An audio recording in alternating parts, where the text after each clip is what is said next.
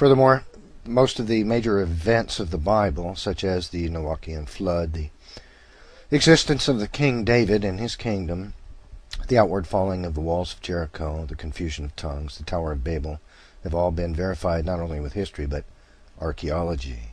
This claim is also unsourced. It is also completely absurd. The Noachian flood has been disproven by the scientific method. The ark, for instance, was not big enough to house, nor did it provide facilities necessary to cater for the individual environment conditions needed to keep every species of life alive while in transit. It was also too big to have survived for long periods of time in the ocean, as the specified dimensions were too large for a vessel made of wood and pitch. The last construction effort for a large vessel made from wood resulted in a ship that leaked continuously and needed pumping equipment to keep out the water, and was built by a team of engineers with far more advanced technology than was available in the time of Noah's supposed trip. To claim that a drunken old sailor 600 years old was able to do a better job than a team of marine engineers with the ability to create pumps that simply did not exist while Noah was supposedly alive is further evidence of the creationists' insanity.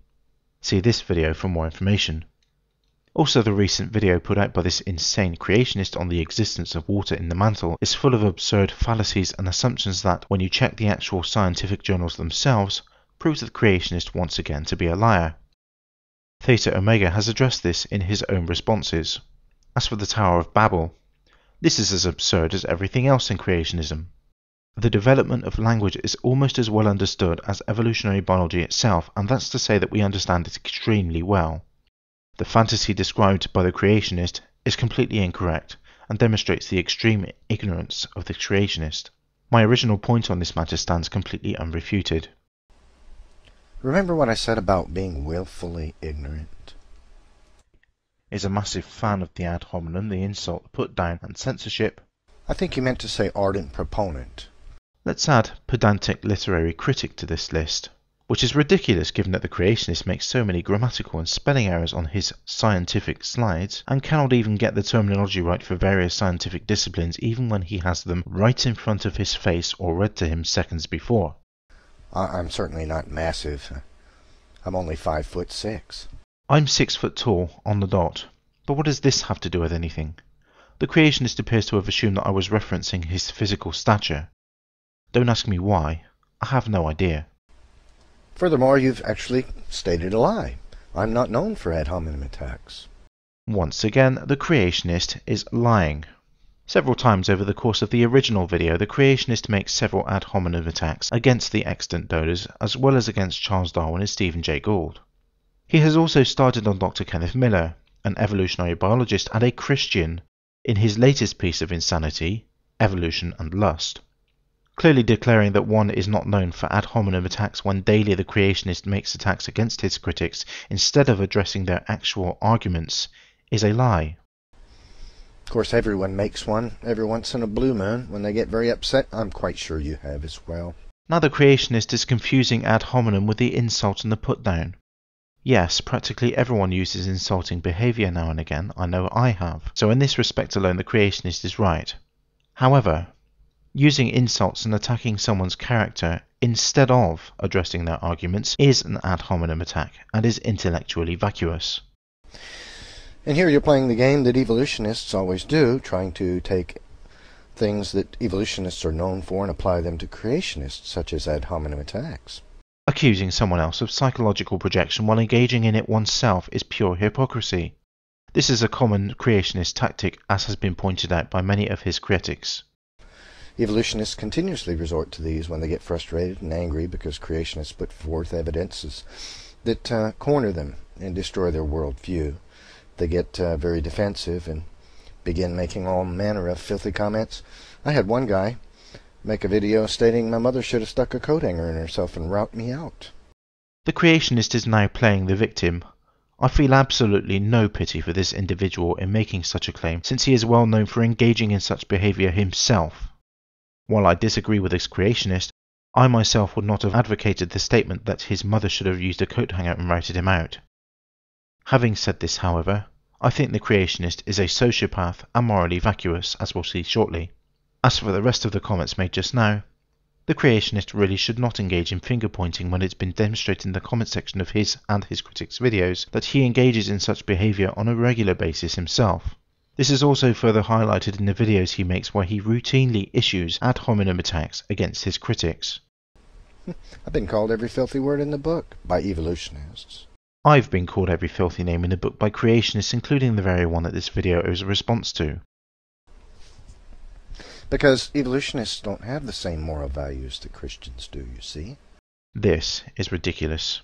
First of all, the creationist is inferring that all Christians are creationists and that somehow anyone who accepts the scientific theory of evolution are not Christians.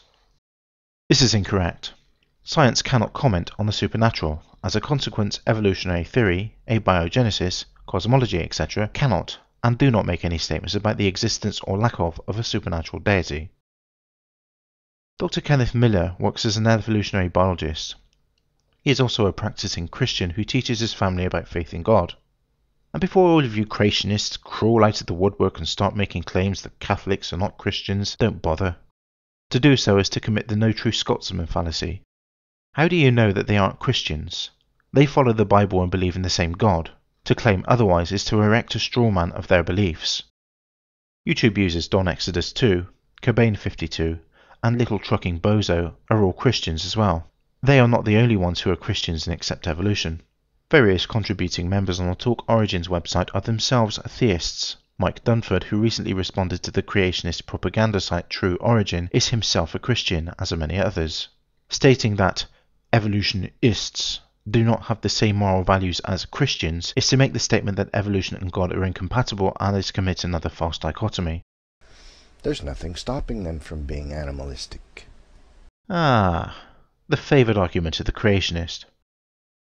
However, this is hypocritical coming from a person who has posted this comment on his videos in response to the statement that stoning unruly children to death is not my idea of justice. You mean dashing their heads against rocks? God's justice is not cruel. It's justifiable. The children of heathen creatures grow up to be adversaries of God. A few seconds of pain, with an eternity of bliss afterward, is an inconceivable price to pay for eternity with God. So here we have one of many quotes that this creationist has made about the Bible and its justification. This is the perfect demonstration that the creationist is morally vacuous, reprehensible, cruel, sadistic, sick, twisted, and a monster.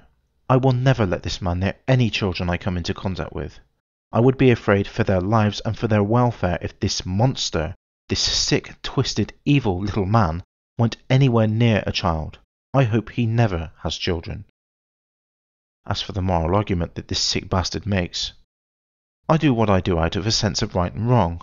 I have no surveillance camera in the sky to stop me from being animalistic, from going out and killing anyone I choose to, from going out and raping an innocent victim because I want to satisfy my lusts, from going out and stealing from someone because I want more than I have earned, from... You get the idea. Yet I do none of these things. I do not do any of these things because I choose not to do any of these things. I choose to act in a responsible, compassionate and considerate manner towards people because I want to do so, because I have a sense of what I believe is right and what I believe is wrong. And dashing children against rocks because they gave their parents some backchat is sick and is twisted. I would never do that to a child regardless of what they believed. The NephilimFree here refers to this and considers this as justifiable in God's eyes is the sickest thing I have read in several months.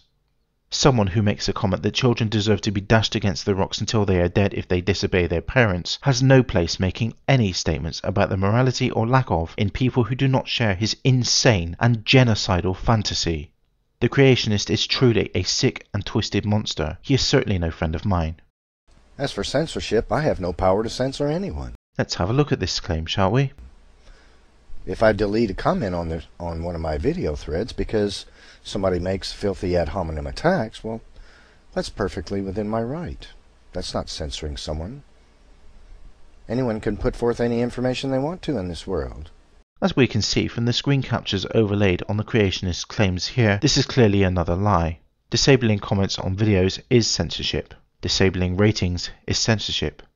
Deleting comments is censorship regardless of whatever justification this creationist wishes to use. And talking about deleting comments that make ad hominem attacks or insults while engaging in such behaviour oneself is hypocritical.